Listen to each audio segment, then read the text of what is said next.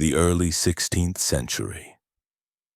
A time of fervent discovery, fueled by ambition, rivalry, and the irresistible allure of the East.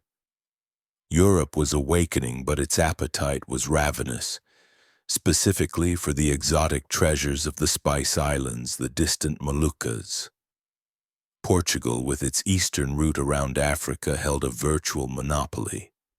Spain, however, under the young King Charles I, felt cornered by the Treaty of Tordesillas.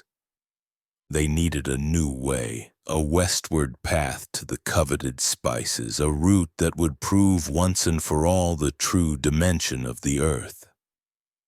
Enter Ferdinand Magellan, a Portuguese nobleman and seasoned navigator, armed with a conviction that the Atlantic and Pacific were connected by a hidden passage. Rejected by his own king, he turned to Spain, promising a route that would change everything. Seville, 1519. The project was massive, a colossal undertaking of 5 aging ships, the flagship Trinidad, and the San Antonio, Concepcion, Santiago, and Victoria.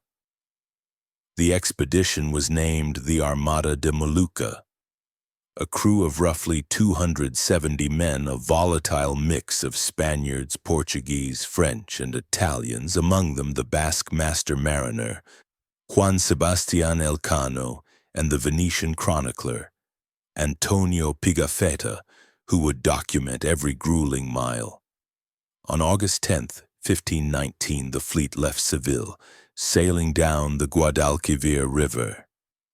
The mission was simple, the cost immense: to find the passage, reach the Spice Islands, and return under the Spanish flag. It was a leap into the void. The crossing was fraught with tension. Magellan, a Portuguese captain leading a Spanish fleet, faced immediate resentment. The discovery of a planned mutiny led by Spanish officers forced Magellan to act decisively, establishing his brutal authority. Discipline was restored, but the seeds of discord remained. The fleet sailed south, down the coast of South America, searching in vain for the legendary strait that would open the door to the other side of the world. The Armada made port at San Julián in Patagonia for the brutal southern hemisphere winter. Rations dwindled. The cold was unforgiving. Despair turned to open rebellion. 3 out of the 5 ships mutinied. Magellan's response was swift and merciless. He crushed the uprising, executing the ringleaders and marooning a priest and another officer. This act of iron will saved the expedition but stained his legacy. Meanwhile, the Santiago was lost in a storm during a scouting mission, reducing the fleet to 4. For 5 long months they endured the cold, observing the tall, cloaked indigenous people, whom they called the Patagones. Big Feet, October 1520. After months of fruitless searching, they found it, a narrow, tortuous labyrinth of fjords and channels, a place of freezing winds and perilous currents. This was the passage Magellan had promised. The ships edged forward, navigating the terrifying maze. For 38 days they were trapped, charting every twist and turn. They saw countless fires on the southern landmass, prompting Magellan to name it Tierra del Fuego, the land of fire. But the San Antonio, the largest ship, had vanished. Under the cover of darkness, her captain and crew had mutinied again, turning back for Spain with a significant portion of the supplies. The fleet was now down to 3 ships. Nevertheless, on November 28, 1520, the 3 remaining vessels emerged from the strait. Before them stretched an ocean of unimaginable vastness, so calm and placid that Magellan named it Mar Pacifico, the Pacific Ocean. The Pacific. Magellan had gambled on a short crossing.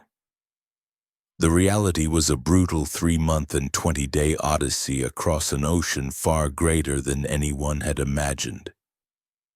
They sailed for nearly 100 days without sighting land, save for 2 uninhabited islands. Food ran out. They ate the leather chafing gear from the rigging softened by soaking it in seawater. They ate sawdust, rats, a delicacy. Scurvy ravaged the crew, their gums swelled, their joints bled. 19 men died a slow, agonizing death. Pigafetta wrote, "We ate biscuit which was no longer biscuit but powder of biscuits swarming with worms. It stank strongly of the urine of rats. We drank water that was putrid." The quest for glory had become a daily struggle for survival. The endless blue was finally broken in March 1521.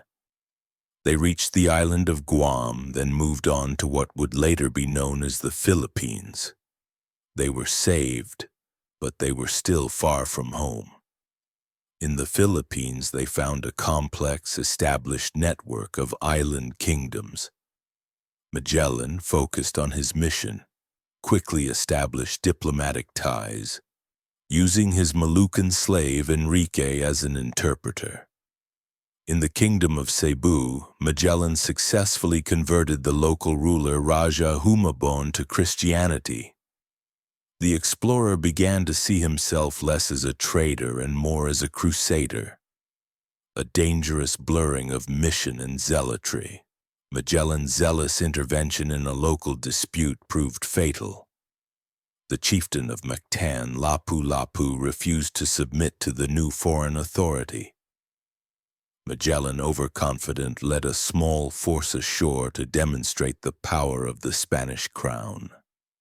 The tide was low, forcing the landing boats far from the beach.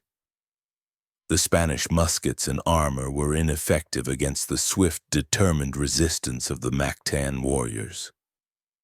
Magellan was struck by a bamboo spear, then surrounded. On April 27, 1521, Ferdinand Magellan, the driving force of the expedition, fell. Pigafetta watched in horror. They all rushed upon him with iron and bamboo spears and with their cutlasses until they killed our mirror, our light, our comfort, and our true guide. With Magellan dead, the expedition was in chaos. The demoralized crew, facing treachery in Cebu, quickly fled.